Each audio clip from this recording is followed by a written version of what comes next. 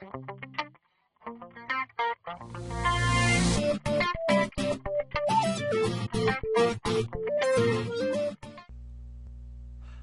so here we are today. We're going to do a quick query example. I went over this in class the other day.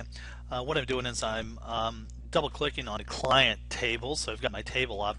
And what we want to do is we want to run a query on this. I only want portions of this table exported and to sort of give me a quick report. Now we could make a standard report, but what we're going to do is a quick query. So this is really common when you get out there in the workforce.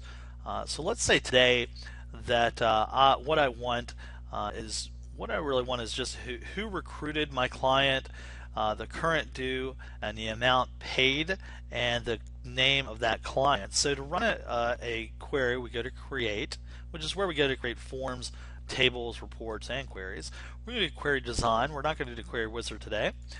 Click on query design, and we get this little dialog box that says, hey, which table do we want to run this query off of? Now in my case, I'm just going to do it on clients here.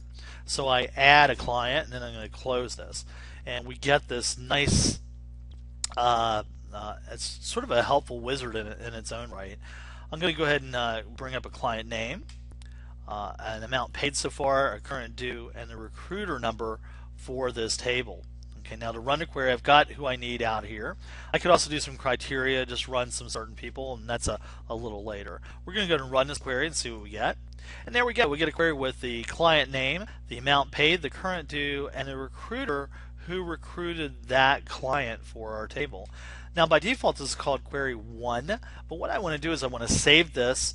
If you'll recall in your syllabus I have about 13 queries for you to run in the JSP number 2. Okay, so you're going to see something similar to this. So I want to save all these queries. All these queries, any query that is run, for example, under the client table, is going to show up under the client table right over here.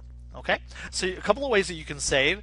You can simply click on save, okay, and that'll say, hey, what do you want to save this query name as? What I'd like you to do is if I have specified O1 in the syllabi, please do that. Just click OK, query O1. And there we go. I have query 001 right over here. You can also just close this, and then you can open it back up later and take a look. And that's basically how I'm going to be grading your queries to make sure you run them correctly. I can go into design and take a look at it. Okay, so that is a real quick screencast for you. We're going to post this on Facebook, and then you can ask questions later. Thank you very much, and I'll talk to you very soon. Bye-bye.